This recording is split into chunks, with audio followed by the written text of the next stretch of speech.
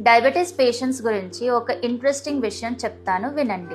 వీళ్ళు ఫంక్షన్స్కి వెళ్తారు. నేను డయాబెటీస్ పేషెంట్ అని చెప్పి స్వీట్స్, ఐస్ క్రీమ్స్ తప్ప అన్నీ తీసుకుంటారు. ఎక్కువ తినేస్తారు. బిర్యానీ, పులావ్, రోటీ, నాన్, ఫ్రైడ్ ఐటమ్స్.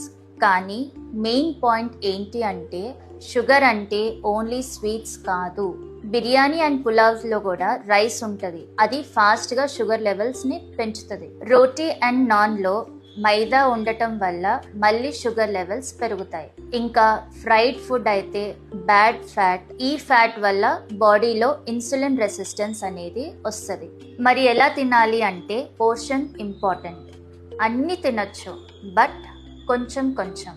ఫైబర్ ఎక్కువ ఉన్న ఫుడ్స్ చాలా ప్రిఫర్ చేయండి. సాలడ్స్, వెజిటేబుల్స్ ఎక్కువ తినండి. ఫైబర్ ఫుడ్తో ఫుడ్ స్టార్ట్ చేయండి. వాటర్ ఎక్కువగా తాగండి.